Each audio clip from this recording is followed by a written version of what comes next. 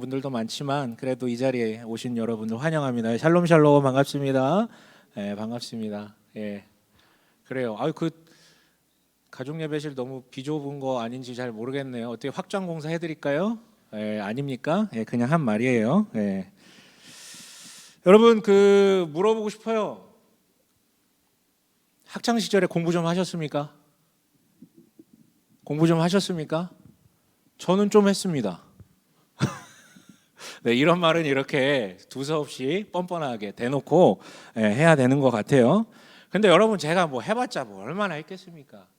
그래서 간대가 신학교인데, 그래서 간대가 신학교인데 뭐 얼마나 했겠어요. 여러분 전국 요즘도 나온지 모르겠는데 저희 때는 있었거든요. 전국 대학교 등급별 이렇게 점수별 수능 점수별 배치도가 있었는데 여러분 신학교가 그렇게 많지만 저 위에는 한 군데도 없었어요. 그게 저였습니다. 그래서 여러분 결국 신학교를 들어갔다는 건 이미 검증이 끝난 거예요.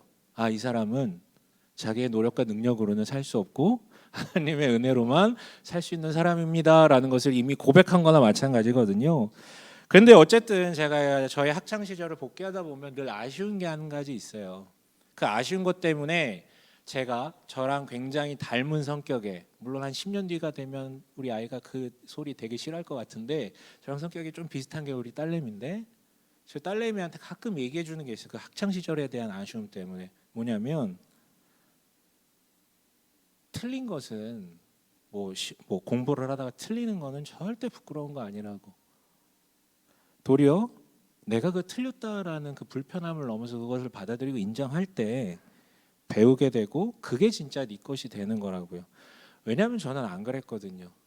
뭔가 공부 잘하는 아이, 뭐 이런 어떤 칭찬, 아니 누구한테 칭찬을 안 들어도 내 스스로 스스로 인정받고 싶은 그런 마음 때문에 이런 일들이 있었던 것 같아요. 여러분도 아마 비슷한 경험 있을 수 있어요. 뭐냐면 문제집을 풀죠. 다 풀고 뭘 합니까? 채점을 하잖아요. 뒤편에 있는 거 정답 보면서. 근데 꼭 문제 풀다 보면 이런 게 있잖아요. 보기가 한 5개 있는데 그중에 2개가 헷갈려. 너무 헷갈려. 고민하다가 1번과 2번 중에 1번을 골랐는데 답지를 보니까 정답이 2번이야. 그때 저는 자주 그랬던 것 같아요. 이거 내가 원래 아는 거야. 아는 건데 틀린 거야. 이건 내가 아는 거야. 그래서 이렇게 찍 걷다가 이렇게 반원으로도 하고. 여러분들은 어떠셔서 이런 경험이 있으셨는지 모르겠는데요. 공부랑 아예 담을 쌓고 셨다면 이런 것도 안 했겠지만 저는 좀 그랬던 것 같아요. 여러분 그게 아는 겁니까? 그게 아는 건가요? 진짜 알면 주저하지 않고 정답을 찍죠. 제대로 모르니까 고민하다가 다른 걸 찍는 거예요. 그건 모르는 겁니다. 그런데 사람이 자기가 틀렸다라는 걸 인정한 건 되게 불편한 감정이에요. 하다못해 그냥 그 수많은 그냥 이거 시험도 아니고 그 수많은 문제집 중에 한 문제 틀린 거 인정한 것도 어려운데 사람이 살다가 자기가 행동으로 실수한 것 혹은 잘못한 것에 대해서 인정한다라는 거, 이거 진짜 용기예요. 되게 불편한 감정이거든.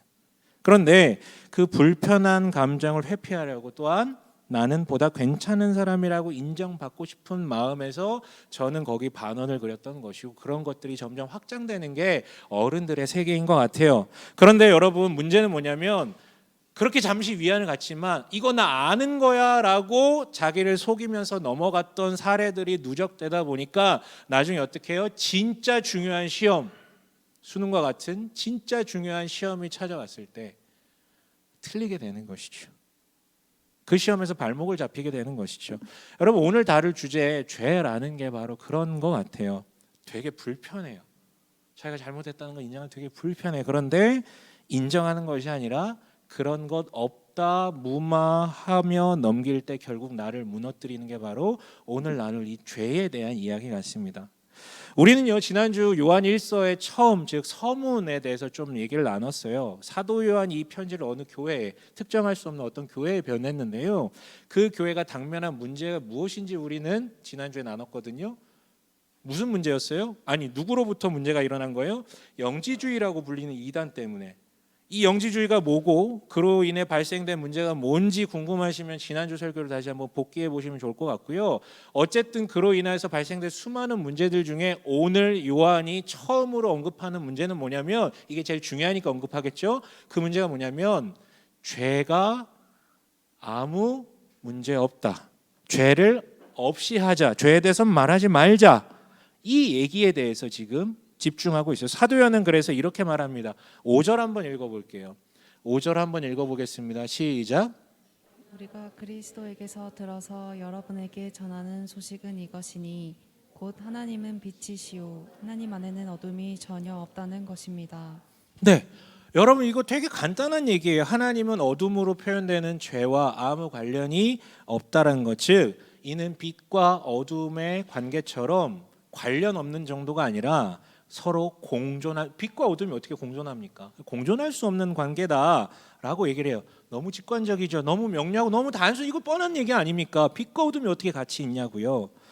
그런데도 사람들이 예수를 믿으면서 죄를 가벼이 여기게 된 이유가 있을 거 아니에요. 지금 여러분 이거는 예수 안 믿는 사람한테 보낸 편지가 아니라 예수를 믿는데 지금 문제가 생긴 사람들한테 보낸 편지거든요. 예수를 믿는다고 하면서도 어떻게 죄에 대해서 이렇게 관용적이고 너무 쉽게 그렇게 살아갈 수 있을까? 너무 단순한데 이유가 있다는 거예요. 뭔가 지금 홀려 있다라는 거예요.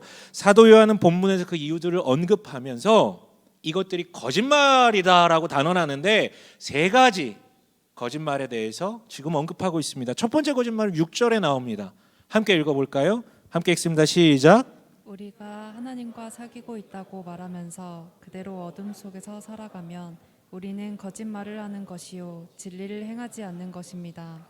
네, 하나님과 사귀고 있다고 말하면서, 즉 하나님을 믿는다고 얘기하면서 하나님을 사랑한다고 얘기하면서 그대로 어둠 속에서 살아가면, 여기서 어둠이라는 것은 악한 행실을 얘기를 합니다. 우리가 보통 일반적 죄라고 떠올리는 것. 여러분 이거는요, 여러분 우리가 깊게 고민해 볼 지점이에요. 이 당시 편지를 받던 교회 사람들은요 느끼고 있었어요. 뭔가 이상하다는 거. 뭐냐면 예수를 믿었어. 그래서 기쁘기도 했어. 그래서 뭔가 변화도 됐었어. 그런데 여전히 내 삶을 보니까 크건 작건 종종, 아니 자주 죄를 짓는 자신의 모습을 발견하는 거예요. 여러분 이거는 그 당시 그 교회 사람들만의 문제 아니라 모든 그리스도인들의 문제 아닙니까? 이 딜레마를 겪잖아요. 근데 여러분 이거 분명히 말씀, 이거 당연한 현상이라고요. 우리가 늘 얘기하잖아요. 내 안에 이미 하나님 나라가 시작됐지만 완성된 것은 아니기 때문에 여전히 내 안에 죄성이 남아있기 때문에, 그리고 이 세상이 여전히 깨어진 세상 속에서 우리가 살아가야 되기 때문에 우리는 원튼 원치 않든 너무 쉽게 자주 종종 죄된 행실에 나아갈 수 있어요. 실수할 수 있다고요. 근데 문제는 뭐냐면 이 죄된 행동이 실수가 아니라 어느새 습관이 돼버린 것. 여러분 묻겠습니다. 실수할 수 있죠? 누구나? 여러분 그렇죠? 대답 안 하시면 여러분 다 율법주의자입니다. 예, 그러십니까? 네? 율법주의자예요?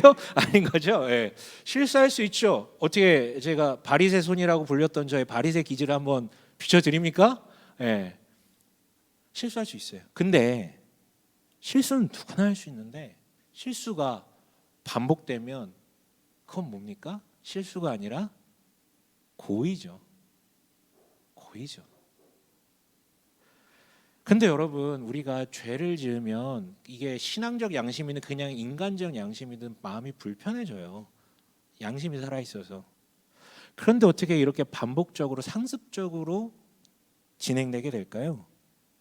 그렇다라는 것은요, 자기도 모르는 사이에 자기 내면에서 이미 그 부분에 대해서 면죄부를 주고 있다라는 거예요. 어떤 논리는지는 모르겠지만 어쨌든 면죄부를 줘서 괜찮아라는 얘기를 하고 있다라는 것이죠. 그런데 사도 요한이 직설적으로 얘기해. 그거 거짓말이다. 라이어. 거짓말이다. 어떤 면죄부라도 거짓말이라는 것이죠. 예를 들면 사귀는 사람이 있습니다. 여기서 말하는 사귀면 이제 남녀간의 사귐을 떠올리시면 되는데, 그런데 그 애인이, 사귀는 그 당사자가 나 그 행동 너무 싫어. 세상에서 제일 싫어하는 행동들이야. 그거 좀 안 하면 안 될까? 라고 얘기를 하는데, 난 하고 싶은데? 그래도 우린 사귀는 중이야. 우리 관계는 아무 문제 없어. 라고 한다면 여러분 이건 뭡니까? 그건 사귀는 게 아니라 상대를 이용하는 거죠. 호구 잡는 거죠. 이건 사귀는 게 아니에요. 관계가 아니에요. 그래서 이 첫 번째 거짓말의 정체를 단 한 단어로 이렇게 요약할 수 있어요. 뭐라고요? 위선이라고요. 첫 번째 거짓말의 정체는 위선입니다. 나는 구원받은 자다, 나는 그리스도인이다라는 뭐 이런 어떤 선한 정체성은 포기할 수 없고, 동시에 내가 내 욕구 끌리는 대로 그 욕망대로 살아가는 행실은 또 포기할 수 없기 때문에 그렇게 살아도 된다라며 이 안에서 셀프 사면을 하는 거죠. 면죄부를 주는 거죠. 그렇게 근데 이게 이중적으로 사는 게 일반화된 사람, 사귄다고 하면서 이용하는 거, 이게 여러분 위선이에요. 여러분 이런 얘기 들어보셨나요? 저 사람 신앙은 참 좋은데 성격은 조금 별로야. 이걸 아예요. 거짓말이에요.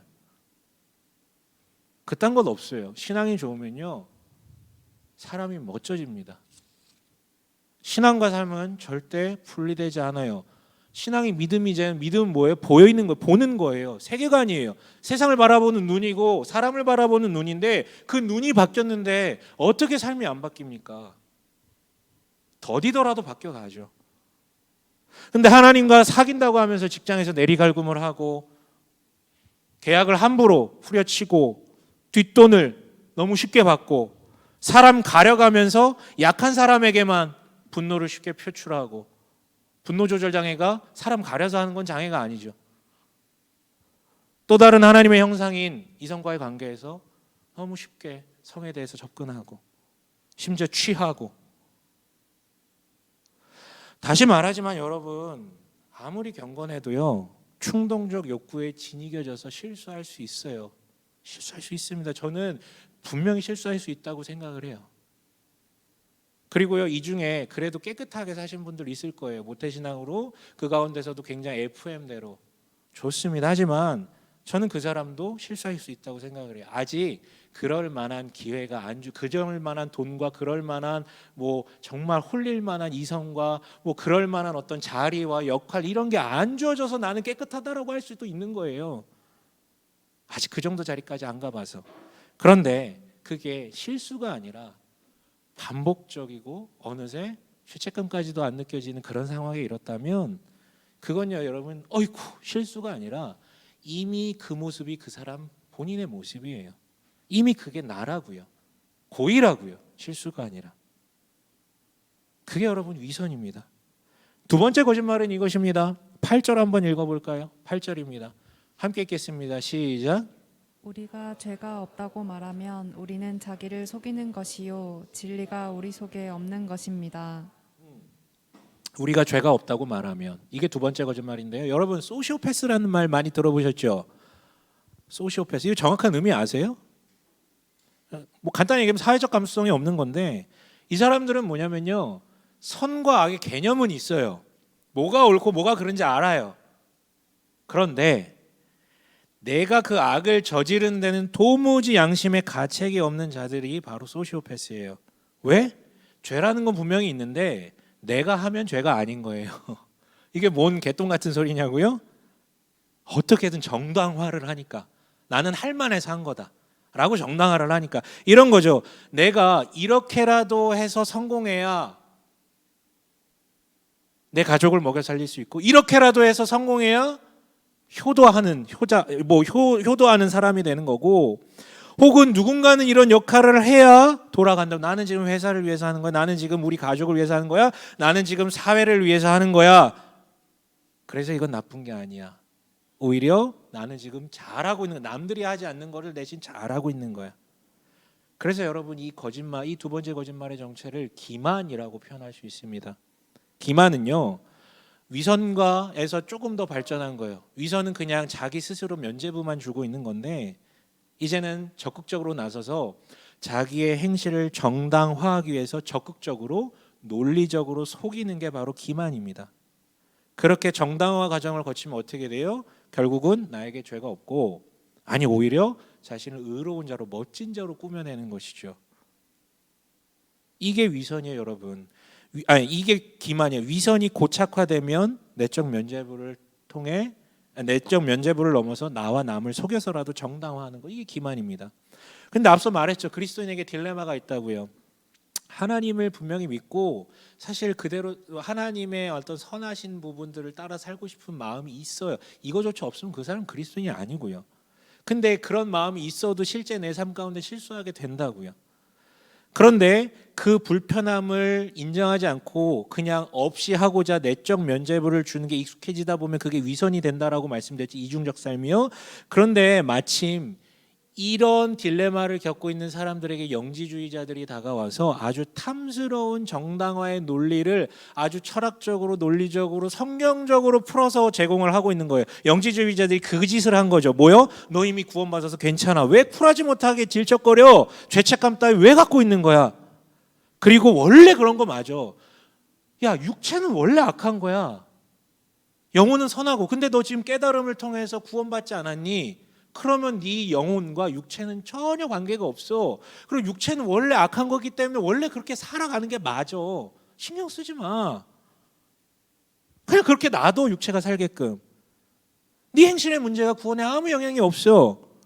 여러분 얼마나 좋습니까?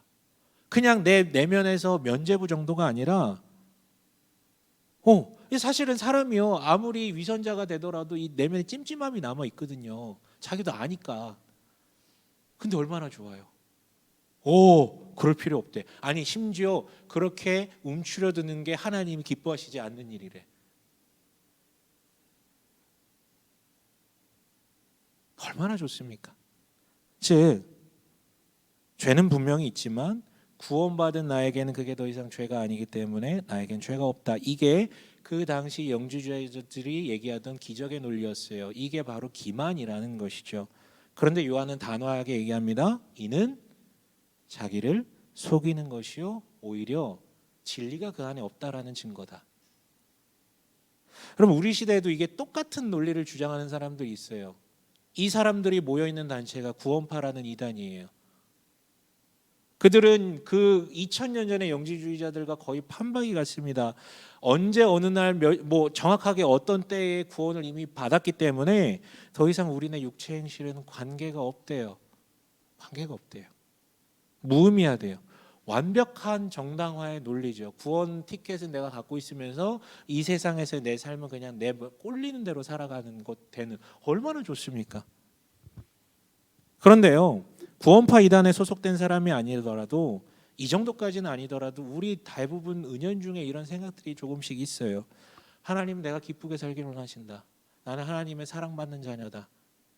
그런데 나는 그거 할 때가 가장 기쁘다. 그렇다면 하나님이 뭐 이런 거 그렇게까지 신경 안 쓰실 거야. 쪼잔하신 분 아닌데. 이건 죄가 아니야. 이게 바로 기만이에요. 기만. 뭔가 논리를, 정당화의 논리를 갖고 와가지고 얘기하는 거. 그런데요, 이거보다 한 단계 더 나아가면 이제 뭐 거의 끝판왕으로 나옵니다. 10절 한번 읽어볼까요? 마지막 거짓말인데요. 10절입니다. 함께 읽겠습니다. 시작. 우리가 죄를 지은 일이 없다고 말하면 우리는 하나님을 거짓말쟁이로 만드는 것이며 하나님의 말씀이 우리 속에 있지 아니합니다. 여러분, 앞에 방금 두 번째 거짓말을, 그 기만을 제가 소시오패스와 비유를 했잖아요. 이 세 번째는요, 사이코패스랑 비유할 수 있을 것 같아요. 여러분, 소시오패스와 사이코패스라는 말 많이 들어보셨는데 이 둘의 차이를 아십니까? 너무 많이 쓰는데 이거 정확한 의미 모르시죠? 물론 이 둘을 구분하는 기준들이 되게 많을 수 있어요. 뭐 더 딥하게 가면 정신병리학 쪽에서 얘기하는 방식으로도 분리할 수 있겠지만 아주 간단하게 제 기준으로 말씀드리면 이렇게 차이가 나요. 뭐냐면 소시오패스는 아까도 말씀드렸지만 선과 악의 개념을 알아요. 뭐가 옳고 뭐가 그른지 아는 사람이에요. 다만 저지르는데 아무 거리낌이 없죠. 왜? 정당화의 논리를 만들었기 때문에 더 이상 그것은 죄가 아닌 거예요. 그런데 사이코패스는 어떤 사람들인 줄 아십니까? 사이코패스는요, 애초부터 선악의 기준이 없어요. 선악의 기준이 없습니다. 그래서요, 애초부터 악행을 해도 불편함이 없어요. 마음에 일절의 가책, 양심의 가책이라는 게 안 느껴져요. 불편함이 없으니까 뭐도 필요 없어. 정당화의 논리도 필요 없어요. 다만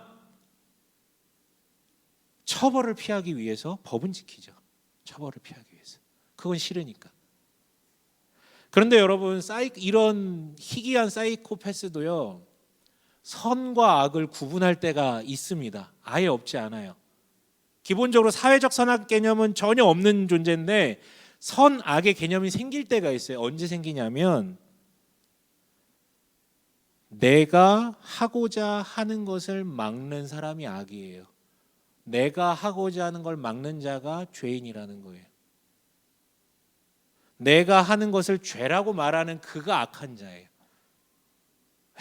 이때만 선악의 개념이 생깁니다. 세상에 자기밖에 없는 거예요. 그래서 모든 선악을 자기를 중심에 두고 해석해요. 그래서 여러분 사이코패스는요, 가장 극단적인 나르시즘에 빠진 사람 있잖아요. 나르시스트. 즉 자기 애를 넘어서 자기 중독에 매몰된 존재라고 할 수 있어요. 그런데 오늘 요한이 짚고 있는 이 세 번째 거짓말이 딱 그거죠. 그래서 이 거짓말의 정체를 한 단어로 이렇게 표현할 수 있어요. 왜곡이라고요. 왜곡. 자기를 중심에 두고 선과 악을 재해석해 버리는 거. 사회가 선이 뭐고 악이 뭐라고 하든지 관심 없어. 심지어 하나님이 선이 뭐고 악이 뭐라고 하는지 관심 없어. 그냥 내가 판단할 때 선이 선이고 악이 악이야. 근데 내 기준을 막아? 내 해석을 막아? 그럼 네가 죄인이야. 네가 악이야. 이게 사이코패스라. 그런데 요한이 뭐라고 얘기합니까? 이 부분에 대해서요. 만약 그렇다면 우리는 하나님을 거짓말쟁이로 말하. 왜? 왜곡이 뭐예요? 하나님이 선이다라고 하신 것도 내가 볼 때 싫으면 그거 악인 거예요. 그건 왜곡이잖아요. 그래서 만약에 이 왜곡의 거짓말 가운데 홀려 있다면 우리는 하나님을 거짓말쟁이로 만드는 것이며 하나님의 말씀이 우리 속에 있지 않습니다라고요. 여러분 스카펙이라는 아주 유명한 심리학자가 거짓의 사람들이라는 책에서 아주 재미있는 말을 해요. 거짓의 사람들이 뭐냐면 우리가 소위 말해 마귀라고 불리는, 귀신이라고 불리는 존재. 즉 이 사람이 수많은 정신병리적 어려움 가운데 있는 이들을 계속해서 상담을 했는데 상담을 하면 할수록 뭔가 느껴지는 거야. 이게 다 정신병리의 문제가 아니라 귀신 들린 사람이 분명히 있구나. 이게 해석이 안 되는 사람들이 있구나. 그래서 이 사람들만 모아놓고 이 똘끼 넘친 사람이 그 귀신 들렸다라고 판별되는 사람들만 모아놓고 상담을 진행을 해요. 그러니까 그 인격과 대화하는 게 아니라 그를 지배하고 있는 귀신과 같은 존재와 대화를 하는 것이죠. 그리고 수 없는 케이스들을 상담해 본 결과 스카펙이 이렇게 결론을 내려요. 이 악한 영의 근원적 정체가 뭐냐면 나르시즘이라고요. 자기 애를 넘어서 자기 중독까지 넘어간, 자기를 너무 사랑한, 자기밖에 없는. 여러분 역설적이지만 마귀의 주된 관심이 뭔지 아십니까? 마귀의 주된 관심은 당신을 파괴하는 데 있지 않아요. 마귀는요 여러분 아무 관심이 없어요. 여러분 뭐 해가지고 뭐 할 건데? 누군가를 망하게 있는 게 마귀의 관심이 아니에요. 마귀의 관심은요 이거예요. 언제 어디서나 항상 always 자기가 꽤 괜찮은 존재라는 것들을 인정받고 증명받는 것이 마귀의 관심이에요. 그런데 그것을 부정하는 존재가 있다면 그가 죄인이죠. 근데 나보다 더 나은 것 같은 존재가 있다면 그게 악마예요. 마귀한테는. 그래서 하나님께 반역을 한 거죠. 나보다 더 나은 것 같은 존재. 그 앞에 있으면 쭈구리가 되는 존재. 왜 하나님은 나를 이 세상 어떤 존재보다 가장 강력하게 만드셨고 했으면서 여전히 그를 주인으로 모셔야 하게끔 두셨는가? 이게 싫은 거예요. 그래서 마귀는 이렇게 얘기하겠죠. 내가 하는 것은 반역이 아니라 하나님의 노예된, 하나님이 노예 삼은 인간들을 해방하는 것이다. 여러분 마귀는 그래서 이 나르시즘의 극단에 있는 존재예요. 그런데 앞서 말했죠. 사이코패스가 바로 뭐라고요? 이 극단적인 나르시시스트라고요. 만약에 여기 이 왜곡이라고 불리는 단계까지 갔으면요, 이 사람은 이미 마귀와 호영호재하는 관계가 되는 것이죠. 그런데 여러분, 이 세 가지 거짓말을 정리해 보죠. 사실 우리가 지금까지 나눴던 죄에 대한 세 가지 거짓말, 즉 위선, 기만, 왜곡. 근데 이들 모두 다 이 나르시시즘에 기인한 거예요. 결국 위선도 기만도 심지어 왜곡도 처음에 시작은 이래요. 그래도 나는 괜찮은 사람이야. 나는 그래도 좀 의로운 사람이야. 라는 것을 증명받고 싶은 욕구 때문에 일어나는 거잖아요. 그래서 처음에 실수였는데 그걸 인정하기 싫어. 내가 잘못했다. 내가 악행을 저질렀다. 이것을 인정하기 싫고 불편해요. 그러니까 어떻게 해요? 내적 면죄부를 계속해서 발급하는데 이게 습관화되다 보니까 위선으로 나가서 이중적으로 살아가는 게 그게 괜찮은 거예요. 근데 이게 완전히 고착화되면 나도 속이고 남도 속여서라도 기적의 논리를 만들어서 정당화하는 기만으로 발전하고, 심지어 이게 너무 심해져서 악에 완전히 사로잡히게 되면 선과 악을 자기 멋대로, 심지어 이 하나님의 말씀도 자기 멋대로 왜곡하는 때까지 이르게 되는 것이죠. 마귀는 그 극단에 있는 존재이고, 바로 이 마귀는 우리 안에 있는 그 나르시시즘을 부추겨 가지고 악으로 더 빨려 들어가게 만드는 역할을 하는 겁니다. 너도 내 친구 하자. 너도 충분히 잘났잖아. 왜 하나님을 주인으로 삼아야 돼? 이렇게요. 사회에서는, 그리고 심리학에서는요, 이 나르시시즘을 정신병리적 문제로 취급을 해요. 그래서 일부 사람들에게만 문제가 되는 거다라고 얘기를 하거든요.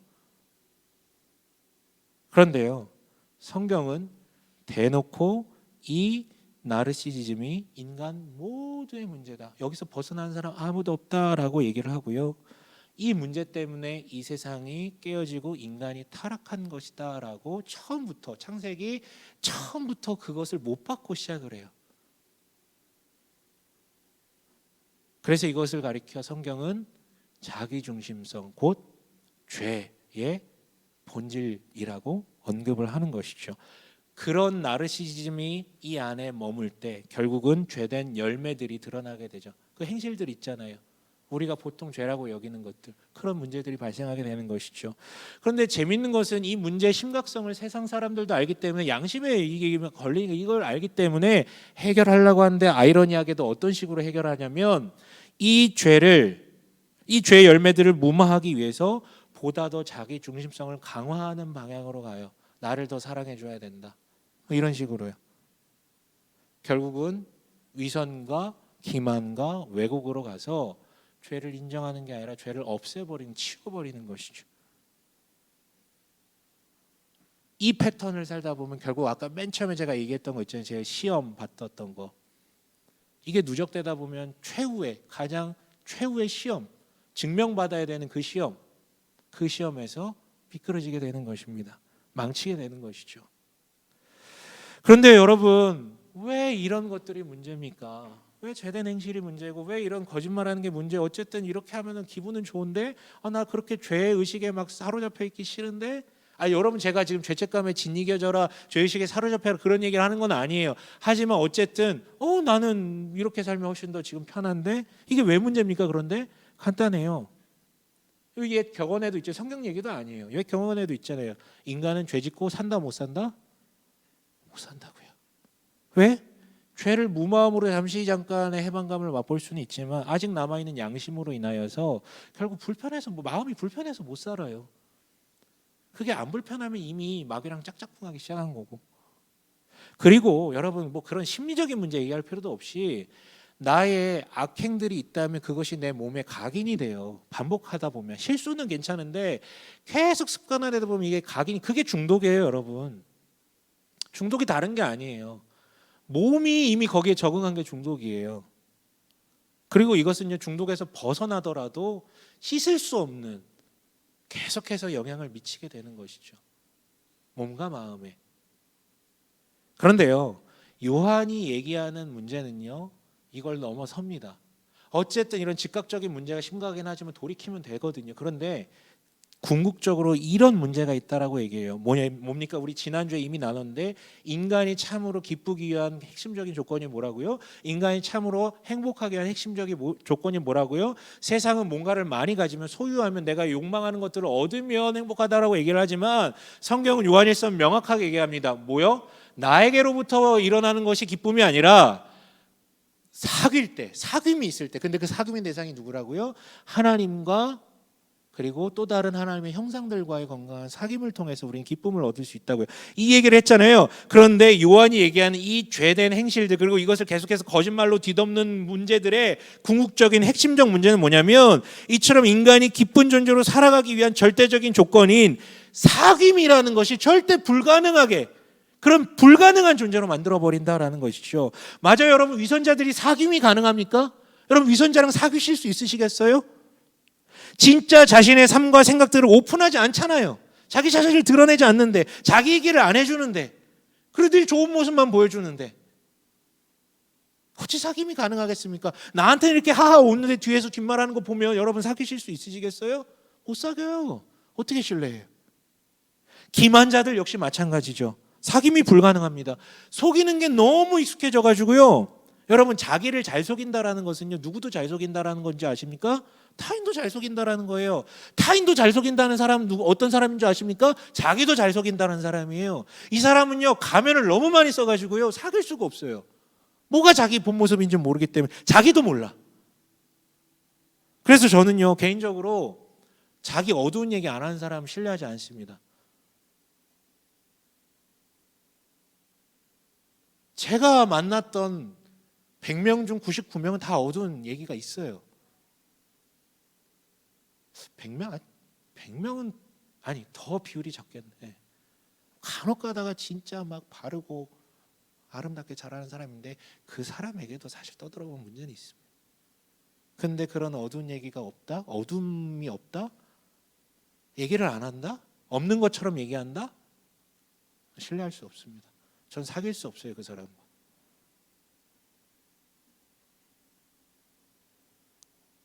어떻게든 나는 어둡지 않고 나는 늘 자기를 늘 멋진 놈으로 만드는 그 사람하고는 사귐이 불가능합니다. 마지막으로 왜곡자? 이거는 뭐 두말할 필요가 없죠. 사이코패스랑 어떻게 사귀겠습니까, 사람이? 결국 여러분, 이 모든 말은 궁극적으로 사귐이 불가능한 존재로 만들어 버려요. 그래서 1차적으로는 누구랑 못 사귀어요? 사람들과 사귐을 나눌 수 없습니다. 꼭 그리스도인이 아니더라도 그냥 사람들과 사귀질 못하게 돼요. 근데 나아가 누구랑도 못 사귀어요? 하나님과도 사귈 수 없는 존재로 만들어 버립니다. 여러분, 하나님도 인격이시잖아요. 하나님도 인격이시고 하나님과 사귄다는 건 인격과의 만남이고 사귐이기 때문에 우리가 그런 사귈 수 없는 존재가 된다면 하나님과 사귈 수가 없습니다. 그렇다면 이 사람은 어디서 기쁨을 얻습니까? 방법은 하나밖에 없죠. 즉각적 쾌락. 그것들을 통해서만 기쁨을 추구하는 거예요. 바로 사라져버릴 수 없는 쾌락. 네. 그러나 여러분, 사도 요한은 그거 다 거짓말이다, 그거 아니다, 이게 맞다 라고 하면서 이렇게 얘기합니다. 7절 한번 읽어볼게요. 7절 읽어볼게요. 함께 읽겠습니다. 시작.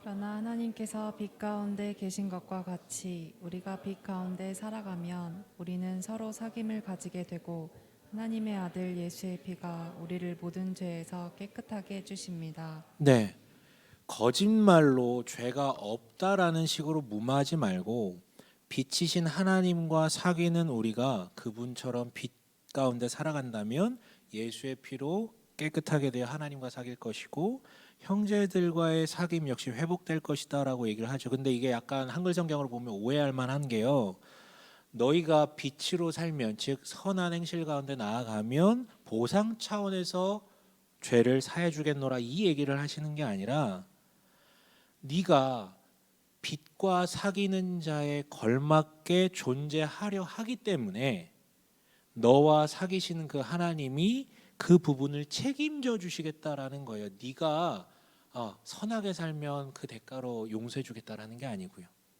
여러분, 어둠을 몰아내는 방법은 위선이나 기만이나 왜곡과 같은 거짓말이 아니에요. 그걸로는 없앨 수 없어요. 없다 하는 것뿐이 눈 가리고 아웅인 것이죠. 그게 아니라 사귀고 계신 빛이신 하나님께 전심으로 의뢰하고 의탁할 때 어둠이 사라진다라는 겁니다. 이 얘기가 9절에서 다시 한번 반복되는데 조금 더 구체적으로 얘기해요. 이 9절이 바로 우리가 맨날 예배 들어갈 때 잠시 기도하며 고백하는 9절이잖아요. 다시 한번 읽어볼까요? 1장 9절이 함께 읽겠습니다. 시작. 우리가 우리 죄를 자백하면 하나님은 신실하시고 의로우신 분이셔서 우리 죄를 용서하시고 모든 불의에서 우리를 깨끗하게 해주실 것입니다. 네, 그 고백이에요. 여러분 구체적인 방법까지 등장하죠. 그래서 어떻게 하래요? 죄를 자백하라고요. 실수할 수 있는데 그때 이런 거짓말들로 죄를 없다고 치워버리지 말라라는 거예요. 도리어 자백하면 우리 죄를 용서하시고 모든 불의에서 우리를 깨끗하게 해주실 것이라는 것이. 근데 이것 역시도 오해할 만한데요. 오해하지 마세요. 이게 가톨릭에서 말하는 고해성사처럼 자백이라는 행위 자체를 하나님께서 기뻐 받으신다, 자백이라는 행위가 있으면 용서해 주신다, 이 얘기가 아니에요. 내가 자백한 대가로 용서를 받는 게 아니라 무엇 때문에? 하나님의 이 성품 때문에. 그는 신실하시고 의로우시기 때문에 내가 사귀는 자의 그 요청을, 그 진실된 고백을 그가 힘들어하는 것을 두고 보실 수 없기 때문에 용서해 주신다라는 거예요. 책임지신다라는 것이죠. 여러분, 이 지점이 너무 중요합니다. 사람들이 이처럼 죄에 대한 이 거짓말들에 넘어가는 궁극적인 이유는요, 앞에서 얘기했듯이 기본적으로 우리 모두가 다 나르시시즘에 박혀 있는 그런 어떤 존재들이기 때문이에요. 내가 좋아 내 의롭다라고 평가받고 싶은 그 욕구 때문에 이 거짓말들에 속아 넘어가는 거거든요. 그런데요, 이건 모든 사람들의 얘기지만 그리스도인들이 유독 이런 거짓말에 넘어가는 더 중요한 이유는 따로 있어요. 그건 뭐냐면 오해 때문에요. 오해 때문에. 뭘 오해해서요? 하나님을 오해하고요, 하나님과 사귄다는 것, 즉 하나님을 믿는다라는 것을 오해해서요. 우선 하나님을 오해해요. 아주 단순한 건데 맨날 까먹는 게 뭐냐면 마태복음 9장 13절에 예수님께서 명확하게 이렇게 얘기하셨거든요. 뭐라고 얘기하십니까? 함께 읽어봅니다. 시작. 너희는 가서 네네네, 함께 읽습니다. 시작. 너희는 가서 내가 바라는 것은 자비요 희생제물이 아니다 하신 말씀이 무슨 뜻인지 배워라. 나는 의인을 부르러 온 것이 아니라 죄인을 부르러 왔다. 예수께서 뭐라고 하세요? 내가 원하는 것은 가서 속죄제사 드리면서 죄송합니다, 회개기도 하는 게 중요한 게 아니라고요.